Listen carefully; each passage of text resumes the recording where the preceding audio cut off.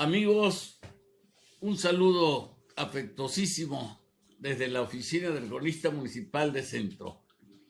Vamos hoy a comentarles a ustedes algunas cuestiones de la vida de Emiliano Zapata, de la historia de la revolución, para hermanarnos con la propuesta del señor presidente de la República de designar a este 2019 año del caudillo del sur, Emiliano Zapata Salazar.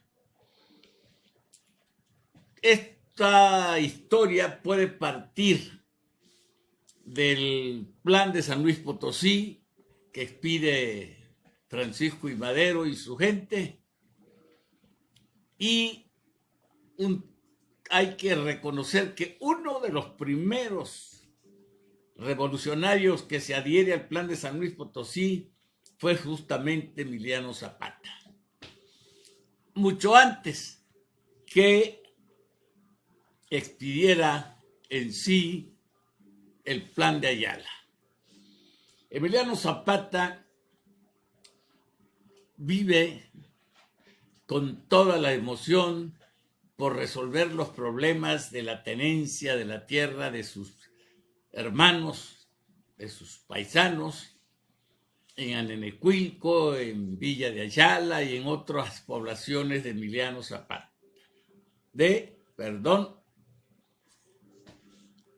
Morelos, del estado de Morelos.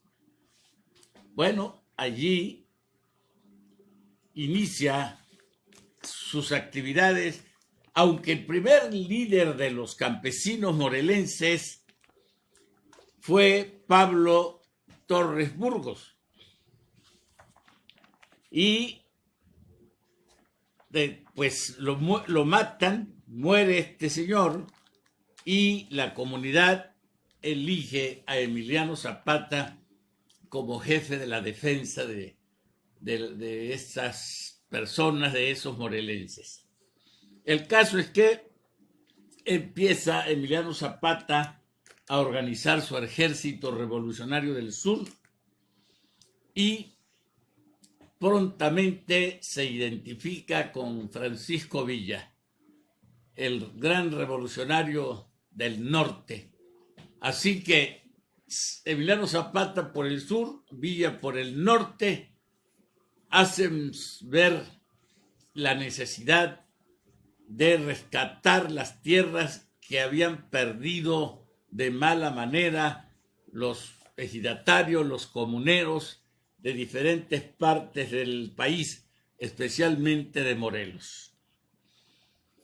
Hay que reconocer que Francisco I. Madero, en el punto 3 del famoso Plan de San Luis, plantea la necesidad de restituir las tierras a muchos campesinos que habían sido despojados de las mismas. Así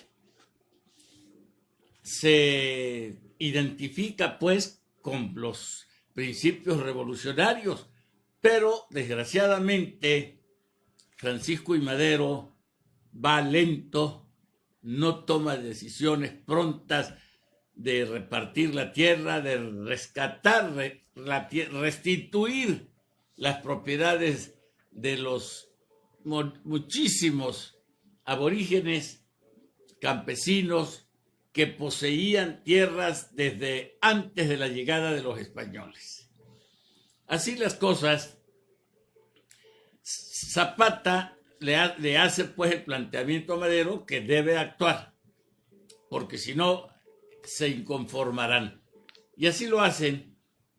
Desafortunadamente, don Francisco I. Madero, decía yo, no se decidió a tomar acciones rápidas, efectivas, para que tranquilizara al pueblo mexicano que estaba tan inconforme con las condiciones que se habían vivido durante el periodo porfirista. Vamos a entender que muchísimos campesinos, porque Emiliano Zapata no solo actuó en Morelos, se movió hacia el Estado de México, y muy cerca de lo que es hoy la Ciudad de México, pues allí ya había influencia zapatista. Varias poblaciones como Xochimilco, digamos, Tláhuac y otros más, allí estuvo la presencia de Emiliano Zapata. La cuestión es fuerte que desgraciadamente Madero se vio contradicho contra lo que él planteaba, y Pascual Orozco se rebela en 1912, apenas pocos meses de que don Francisco había tomado posesión de la presidencia de la República. Zapata no deja de continuar defendiendo a su grupo de morelenses especialmente, y avanza el tiempo. Las condiciones de la revolución, las batallas, los enfrentamientos que tuvieron con las fuerzas federales, pues se van corriendo. Pero Zapata se hizo invencible propiamente en esa zona de Morelos. El caso es que durante el periodo revolucionario propiamente, el primer periodo de noviembre de 1910 a mayo del 11, cuando obligan a renunciar a Porfirio Díaz, ahí está ya pues una influencia importante de Emiliano Zapata. Curiosamente, el plan de Ayala, cuyo lema fue libertad, justicia y ley, aunque se ha reducido a tierra y libertad, pero el plan de Ayala está firmado con el lema libertad, justicia y ley. Esto el 25 de noviembre de 1911, ya después que había salido don Porfirio. Así las cosas, se inconforma pues con Madero. No entendió don Francisco que había que resolver el problema de la tenencia de la tierra prontamente, y cuando desgraciadamente matan a Madero, el traidor Victoriano Huerta, pues Zapata va contra Huerta, tal como lo hizo Villa y lo hizo fundamentalmente Venustiano Carranza con su plan de Guadalupe de 1913. Así que ese periodo de marzo propiamente de 1913 a julio de 1914, en que se lucha contra Victoriano Huerta y lo obligan simplemente a exiliarse, a huir del país, allí estuvo Emiliano Zapata. El problema más complicado fue que después de vencer a Huerta, Villa y Zapata se manifiestan contra Carranza y crean, aunque provocada la reunión de la famosa Convención de Aguascalientes, que curiosamente inicia reuniones en el Distrito Federal y después va a llegar a establecerse justamente en la ciudad de Aguascalientes.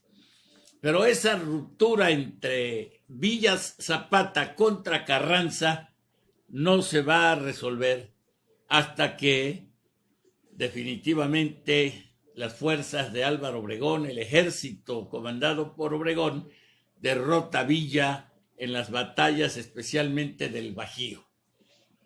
Así las cosas, se queda la situación un poco dudosa, porque como ustedes saben, cuando viene la sucesión presidencial para el periodo 2024, porque aunque Porfirio Díaz había aumentado tiempo al periodo presidencial a 6 años, al triunfar la revolución se redujo y se estableció de nuevo en 4 años.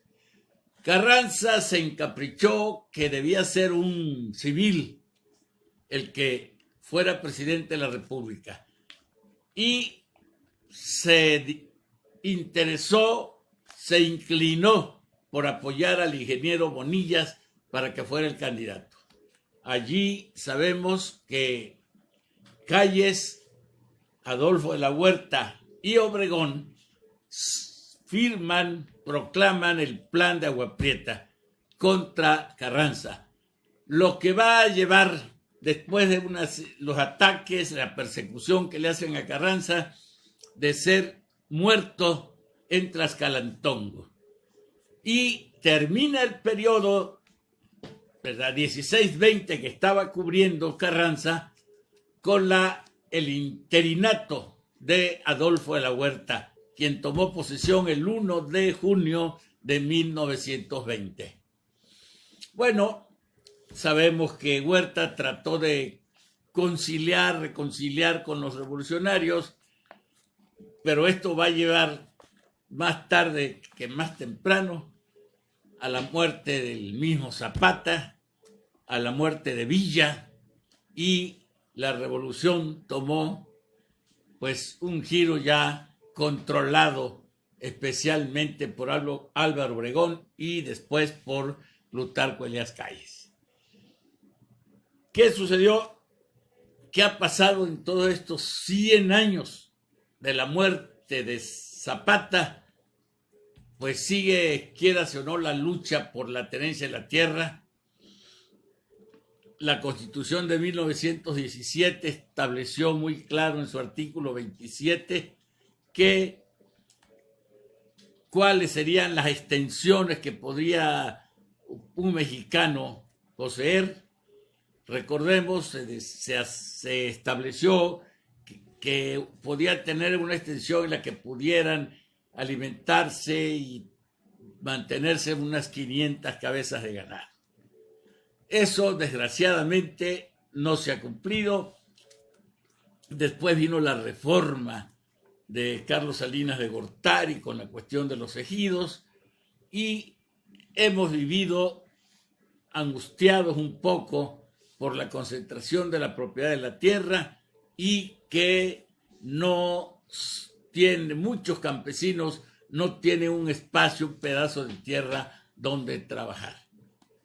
Así que recordaremos simplemente que Emiliano Zapata nació el 8 de agosto de 1879 y lo asesinan en una jugada traicionera terrible el 10 de abril de 1919.